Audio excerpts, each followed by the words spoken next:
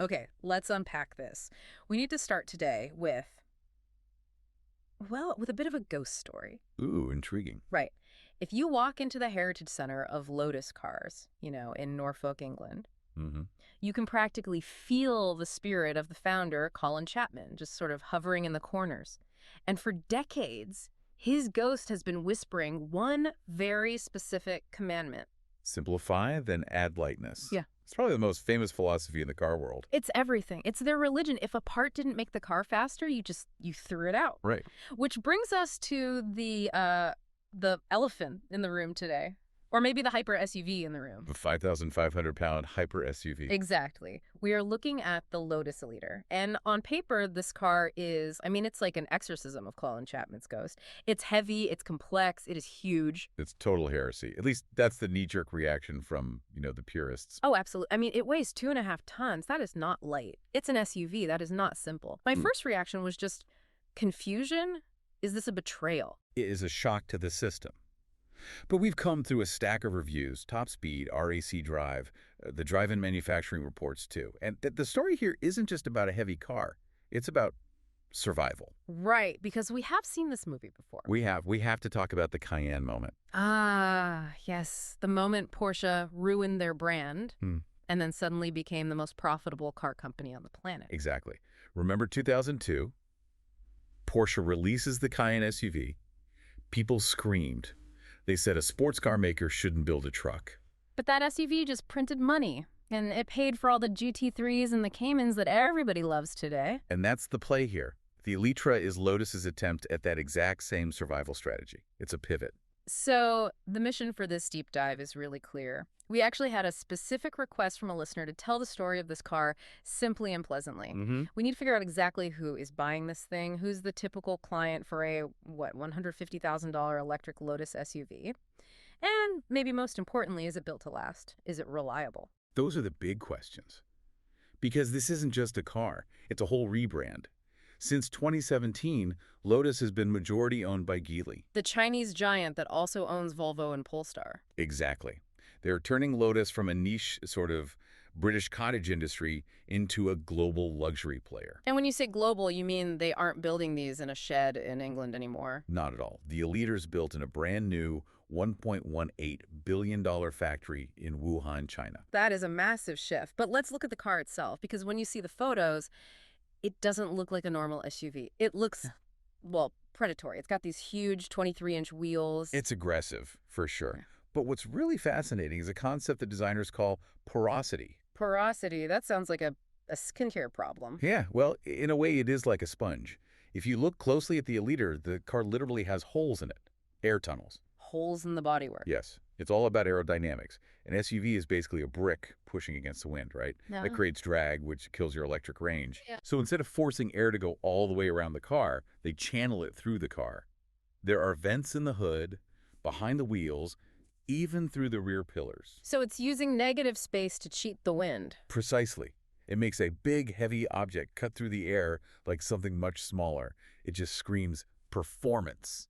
But, and this is where it gets really interesting, it's not just for track junkies. We found a very specific and surprising owner. I think I know who you're referring to. The Royal Seal of Approval. King Charles. The reports say he was seen being chauffeured in a Royal Claret Lotus Eletre. Royal Claret. That's a very specific color. It fits perfectly. Huh. But get this, he apparently joked to the press that the car was silent but deadly. A classic dad joke from the monarch himself. But it tells you something important about the car, doesn't it? It frames it as a high-status luxury item. If the King of England is riding in it, it's not a stripped-down race car. That's a crucial point. The reviews all emphasize the luxury inside. It has this huge 15.1-inch OLED screen. It has a Keef sound system with like 23 speakers. This is not an old Elise. And the materials are interesting too. It's not just all leather. No, they're using something called refiber. Refiber sounds like my breakfast cereal. Well, it's a sustainable textile made from fashion industry waste. It's lighter than leather, so there's your tiny nod to adding lightness, but it feels premium. It's for that modern luxury buyer. Okay, so it looks the part, it's fancy enough for a king, it's porous, but we have to talk physics. It weighs 5,500 pounds. Does it actually drive like a Lotus, or does it drive like a very, very fast bus? That was the big fear. But the consensus from the sources, especially Top Speed and RAC, is genuinely surprising. They say it miraculously handles like a much smaller car. Ow! I mean, you can't just delete 2.5 tons of mass. You can't, but you can manipulate it with tech. The Eletre uses active anti-roll bars. Okay, break that down for us. What are they actually doing? So imagine you take a sharp corner in a tall SUV. Naturally, the car wants to lean over. That's body roll. Right. In the Eletre, there are electric motors on the suspension. When the sensors detect a corner, the motors instantly apply torque to physically push the car back to level. It keeps the chassis flat, artificially. So the computer is just fighting centrifugal force in real time. Exactly. And you combine that with rear wheel steering. Ah, so the back wheels turn too. Yes. At low speeds, they turn opposite the front wheels to make it easier to park. But at high speeds, they turn in the same direction to stabilize the car. That's some serious electronic wizardry. It is. The reviews say you barely notice it working, but the effect is that the car just changes direction with surprising agility. Okay, let's talk numbers, because I saw some specs that made my eyes water. The specs are staggering. Oh. So you have two power levels. The base and the S models have 603 horsepower. And that's the slow one. And that's your entry level, yeah. It does 0 to 62 in 4.5 seconds. Yeah. But then there's the R model. The R4. Ridiculous. Probably. It stands for racing. It has 905 horsepower. 905. That's hypercar territory. It hits 62 miles per hour in 2.95 seconds. Under 3 seconds. In a family SUV. That's faster than a Ferrari Enzo. It absolutely is. It's in the same league as the Lamborghini Urus and the Ferrari Purosangue, and it actually beats them on acceleration. It's just bonkers. Absolutely bonkers. But it's not just speed, right? There's some really futuristic tech with the sensors. I read about something popping out of the roof. This is the LiDAR system. The Drive did a whole piece on this. LiDAR, that's the laser radar stuff for self-driving cars. Correct. And usually you see these ugly spinning buckets on the roofs of test cars. Lotus didn't want that, so they made the LiDAR deployable. Like pop-up headlights on an old Corvette. Exactly like that. The sensors physically pop out of the wheel arches and the roof, but only when you need them. When you park, they retract. That is undeniably cool. It's very James Bond. It is. Yeah. But I have to play the skeptic for a second. The Drive brought up a pretty practical concern. Let me guess. Winter. Winter, exactly. Yeah. Lotus says they have heaters to melt any ice, but if it moves, it can break. If that freezes shut, it adds a lot of complexity. High risk, high reward. It's all for level 4 autonomous driving, eventually. That's the goal. The hardware is there to future-proof it. And controlling all of this is something called HyperOS. I read the screen inside uses Unreal Engine. Isn't that for video games? It is. It's the engine that runs Fortnite. It means the graphics on the dashboard are super responsive in detail. It's about making the digital experience feel as premium as the physical one. Okay, so we have a 900 horsepower pop-up sensor, video game-powered spaceship. Let's get back to our listener's question. Who is the client tipo? The typical client for this car? Because it's definitely not the person buying a used Elise for track days. Not at all. It's a completely different demographic. And based on all this, I think we can identify 3 distinct profiles. Okay, hit me with profile 1. Profile 1 is the tech-savvy family. A family in a Lotus. Absolutely. The Eletre is actually practical. It has ISOFIX points for child seats, a huge trunk. You can get it with 5 seats. You can actually do the school run in it. So it's for the parent who works in tech, wants the coolest gadget on the block, but, still needs to carry a stroller. Precisely. Profile 2 is what I'd call the status switcher. Okay. Think about King Charles again. This is someone who currently drives a Range Rover, a Bentley Bentayga, maybe a Lamborghini Urus. They're used to high luxury. But they want to go electric. Or at least look like they're going electric. They want to pivot, but they refuse to compromise on comfort or presence. The Eletre gives them that eco badge without being, boring. The green flex. Got it. What's the third profile? Profile 3 is the have-it-all driver. This is someone who used to love sports cars.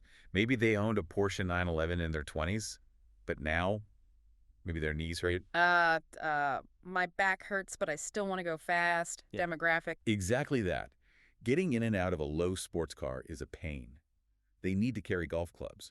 They want that 2.9-second rush, but they want it from a comfortable, high-up seating position. That makes a lot of sense. But there's a huge barrier here, the price. It's not cheap. In the UK, it starts around £89,000 and goes up past $120,000. So in US dollars, you're looking at, $114,000 to over $150,000. It is firmly a luxury purchase. Which brings us to the second part of that listener question. Affidabile y longeva. Is it reliable and long-lasting? This is the million-dollar question for a brand that, used to be known for, let's call them characterful reliability issues. Lots of trouble, usually serious. That was the old joke. Lotus. Right. But this is where the Geely ownership is a massive pro, because Geely also owns Volvo. And Volvo is basically synonymous with safety and reliability. Exactly. The Eletre shares a lot of that DNA and tech, and it's coming out of that billion-dollar factory, not a small shed. The build quality should be miles ahead of the old days. So the fit and finish is good? The reviews say it's excellent. However, we have to be honest, it is a first-generation product. Top Speed did mention some software glitches, specifically the driver assist systems being a bit intrusive, a bit too much of peeping. Okay, first-gen jitters. What about the battery, though? Is it going to be obsolete in 3 years? That's always my big worry with EVs. That's the longevity part of the question. Yeah. And the news here is actually really good. The Eletre uses an 800-volt architecture. Right. Translate that for us. Why does 800-volt matter? Think of it like a plumbing pipe. Most EVs use a 400-volt pipe. It fills the battery at a decent speed. An 800-volt system is like a fire hose. It allows for ultra-fast charging. How fast are we talking? The reports say it can charge from 10% to 80% in just 20 minutes on the right charger. 20 minutes? That's barely enough time to grab a coffee. Exactly. And that is crucial for future-proofing. An EV that charges slowly today will feel ancient in 5 years. This won't. Plus, it's all built for over-the-air updates, so they can improve it remotely. That's reassuring. And the warranty is pretty good too, right? Yeah, in Europe at least, it comes with a 5-year warranty and roadside assistance, which suggests the manufacturer is pretty confident. However, I do have to bring up the efficiency reality check. The range. Yes, we have to be balanced here. The official range, about 373 miles for the base model, is, well, optimistic. Uh-oh. Top Speed found that in real-world driving, especially if you're actually using that 900 horsepower, Yeah. the range drops a lot. They estimated it was closer to 250 miles in heavy use. Ouch. So reliable. Likely, yes. Long-lasting tech, yes. But you might be stopping to charge more than the brochure says. It's the trade-off for a heavy, high-performance car. So let's bring this all together. We've got a car that's upset the purists, but honestly has impressed the critics. It has holes in the bodywork, a king in the backseat, and it can outrun a Lamborghini. I think if we synthesize all this, the Eletre is a Lotus by badge and by handling, but it is absolutely a global luxury product by design. It's a survival strategy that, against all odds, seems to have resulted in a shockingly capable car. It's a fascinating evolution, and it leaves us with a final, provocative thought to end on. We always hear that old design rule, form follows function. Right. The shape of an object should be dictated by what it needs to do. But with the Eletre, we have a car that has the form of a heavy SUV, but it has the function of a sports car because of all this hidden tech. Active roll bars, rear steering, software. It creates a real disconnect. So Right. my question is, does the shape of a car actually matter anymore? Or has technology made form follows function obsolete? If you can make a brick drive like a bullet using algorithms, maybe the shape is just fashion, just a costume. That's a deep thought. It suggests software is becoming more important than hardware in how a car feels. We might be entering an era where you can make any shape drive like anything you want. Something to mull over the next time you see a massive SUV cornering perfectly flat on the highway. Indeed. And before we go, we want to say a huge, specific thank you to you, the listener, for tuning in and joining us on this deep dive today. We know you specifically requested a simple, pleasant look at the Eletre to understand who it's for and if it lasts, and we really hope we've helped clarify things. Yes. Thank you for listening. It's always a pleasure to explore these big shifts in the automotive world with you. Until next time, keep looking for the details, Oh. because that's where it gets really interesting.